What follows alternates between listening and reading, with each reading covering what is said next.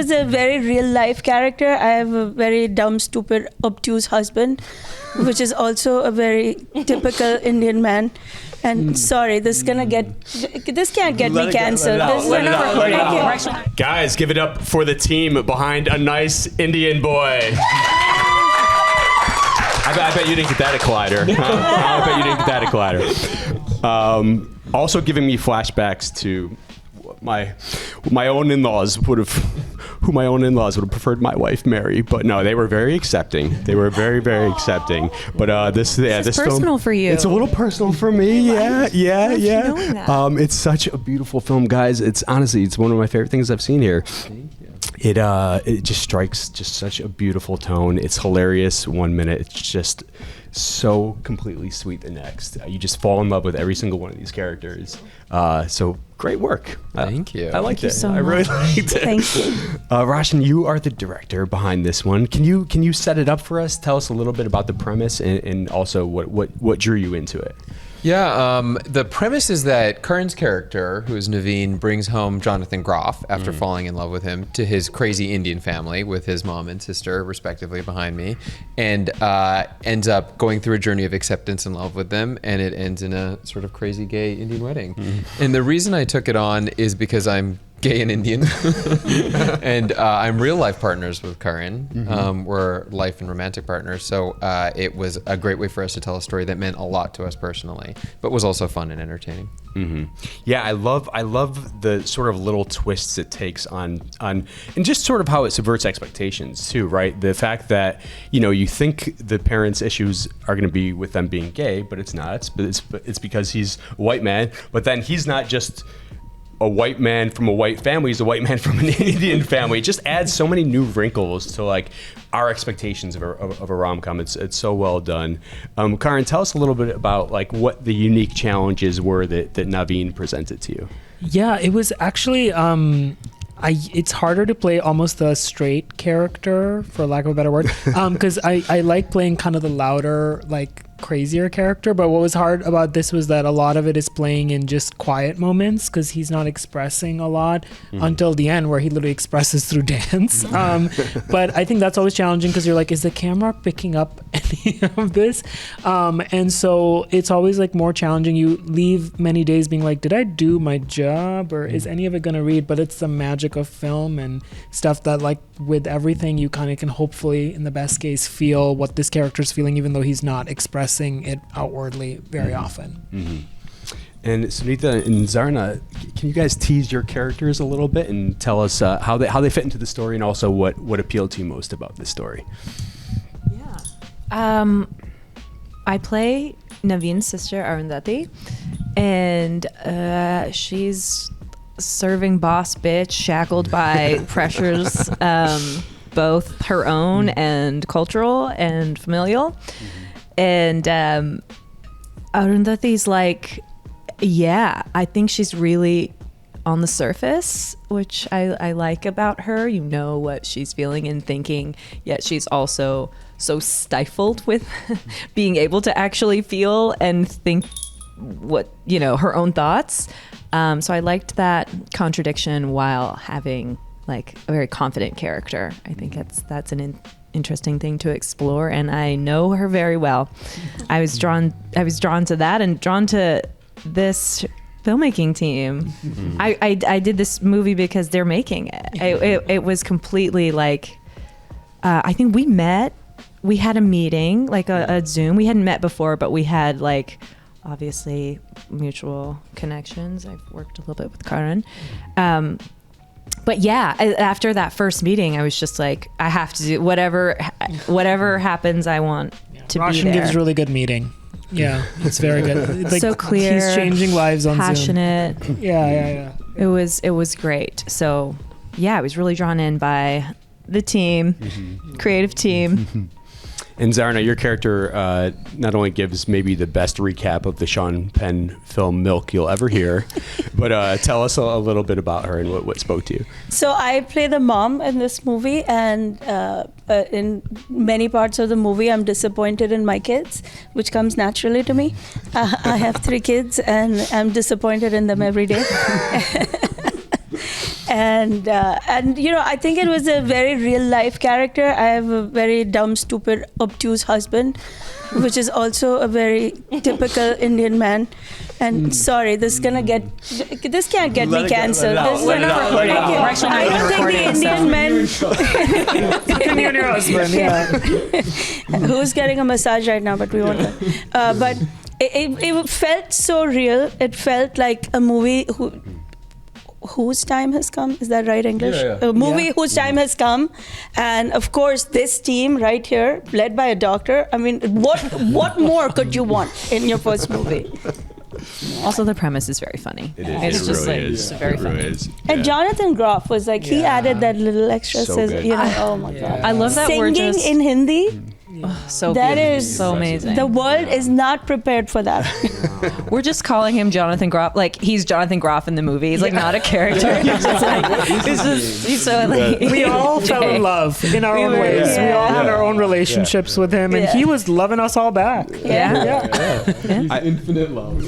Was that some added appeal, getting to marry Kristoff from Frozen? Yeah, I mean it was. Yeah, it was. I think we both talked about it. We can't imagine having done it with anyone but Jonathan, because we're a real life couple, and then we really, when you're making a movie, you're just like hoping it gets made, so you don't think about all the weirdness that's gonna happen in a shoot potentially. And then as it was in pre-production, I remember us talking on the phone and being like, we're about to shoot these scenes, and he's like, every day the crew's like, are you gonna be okay when Karan proposes to John, and when he marries him, and when they do the sex scene, and when they kiss, and then we had just not thought about it really, because we're like, how can we just get this movie made? And then as it was getting closer from me personally, I was like, oh gosh, like this is a little bit weird that this is happening. And then we met Jonathan, and like we literally were like both in love with him, and I like to say we formed an emotional throuple, and we really like truly feel like this crazy, like he's our emotional third, and we couldn't have done it without anyone else. Like it was very easy to work with them. Yeah, and there's actually like this long history in Hollywood of directors directing their significant others in romantic films. Roshan, can you speak a little bit more to that experience from your point of view? I was so like in doctor mode because I also work as a doctor, and so I'm capable of retreating completely from real life and disappearing to some other place where I can be extremely objective, because that's what you do in the hospital. So I did that in a way when they were doing it. I wasn't thinking at all of like jealousy or anything, like any emotional reaction to what was happening. I was just completely in director mode. But the only time that it became a little odd was the sex scene.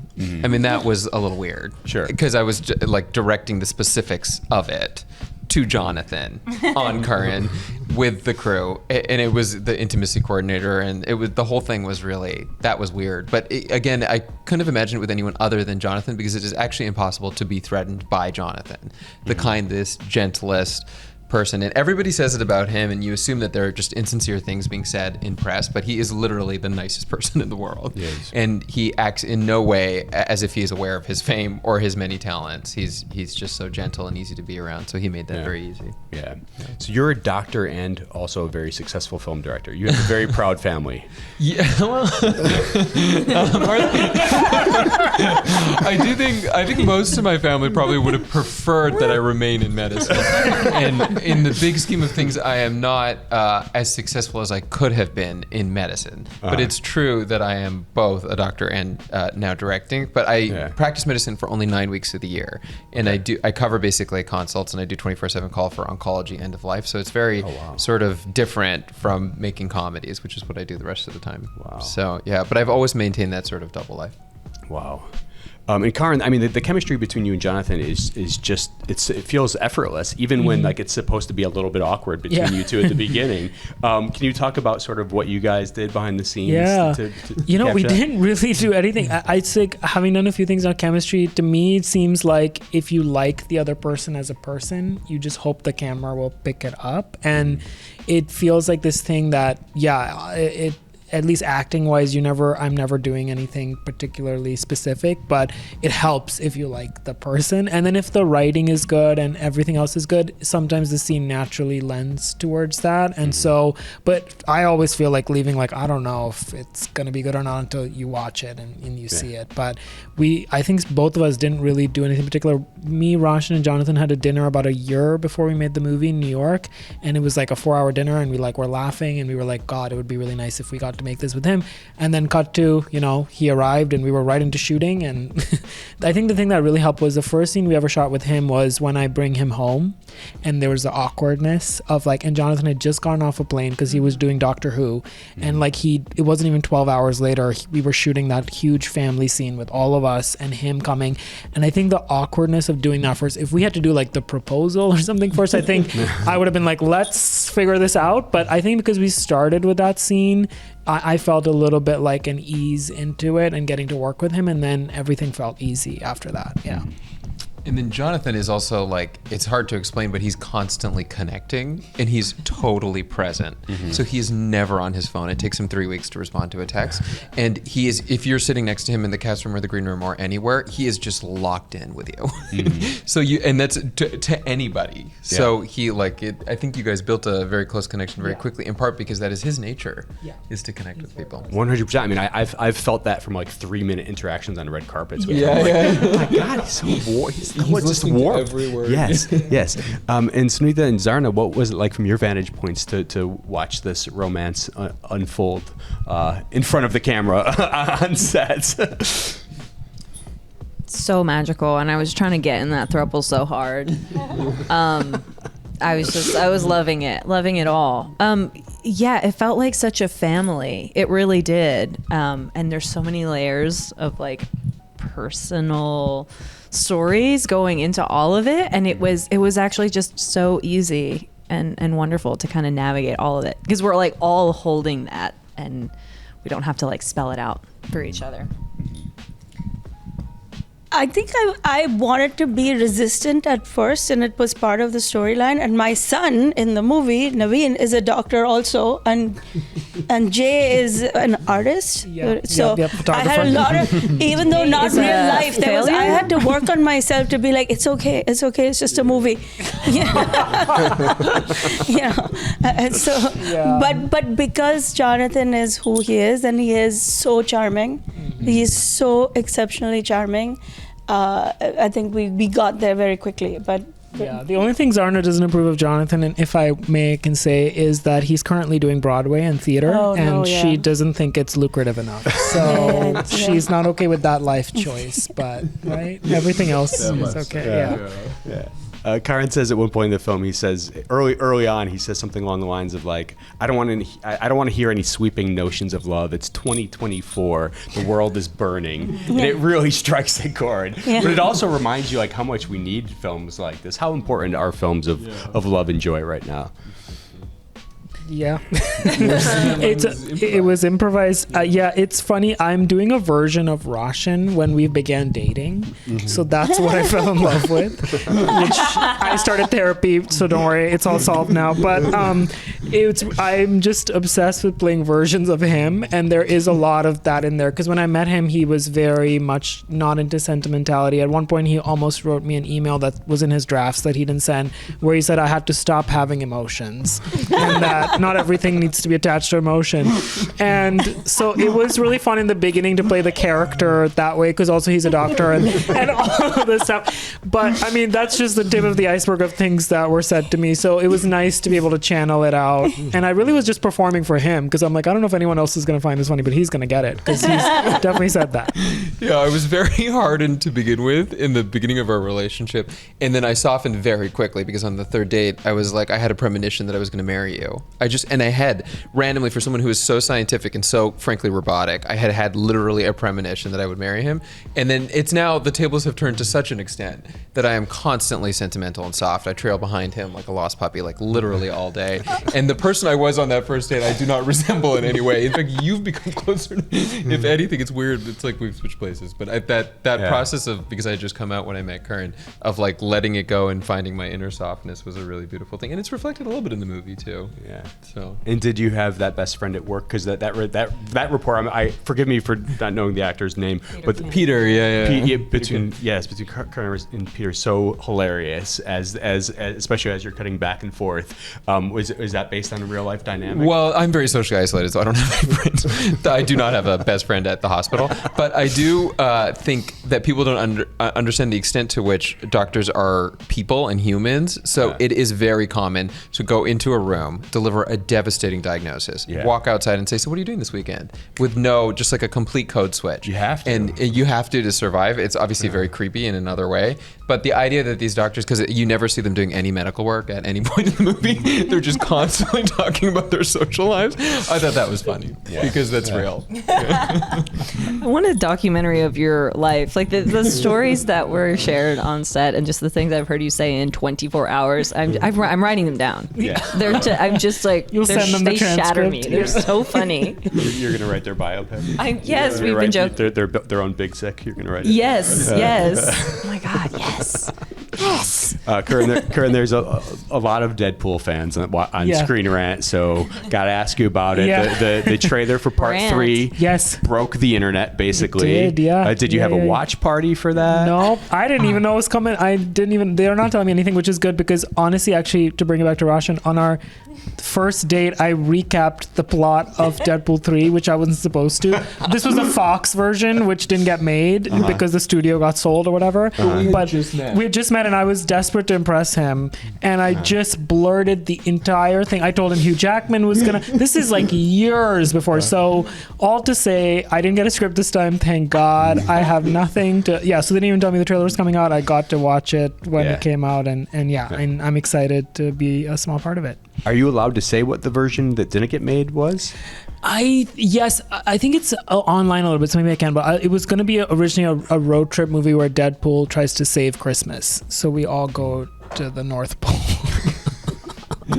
Naturally. Yeah, let's go watch I that. already did a Christmas film. Yeah. There we go. I know he switched it up. He did a Christmas movie with her instead. But yeah. Well, obviously you can't say much about what part 3 actually is, but can you talk about how the experience was any different this time? It was the first time in the MCU, and you really do feel like Ryan is taking advantage of that. And I was saying this earlier too, but I feel like this movie, everything gets made kind of at its time. Like originally we were going to make that one years ago, and it would have been good, but I think this feels right because the MCU is in a transition phase itself, and I feel like they're ready to make fun of some of the stuff, and the audience kind of wants that. And definitely going into it, like Kevin and everyone there, Ryan is definitely roasting all of it and the studio and all the stuff.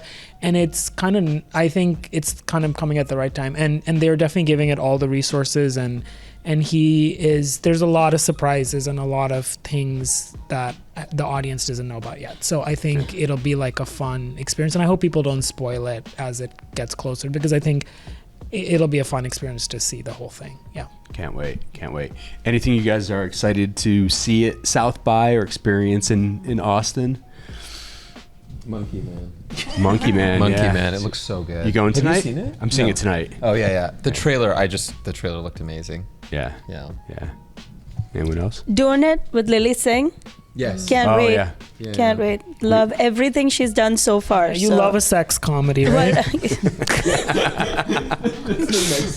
She's a virgin in the movie. Okay, sorry. She's a virgin. Representation Reminding matters. you. Yeah. We had Lily in yesterday. She's a virgin who teaches a sex ed class. Yes, that is how we It's a like great it premise. in the Indian community. We read about it. There are books. We wrote the book on sex for a reason. No one actually needs to do it. You can just research it. Yeah. How are there 1.5 billion people in India? Okay, we know they all came floating down the river, Roshan. River babies. Read the Gita. They came in a little basket woven floating. basket? Yes. Zarna, I want you in every movie now so I can interview you for everything. You are hilarious. You guys, thank you so much for coming in, and thank you for this movie. Thank you. It's beautiful. I can't wait to show my wife. Guys, Thank you. once again, the team from A Nice Indian Boy. Thank you.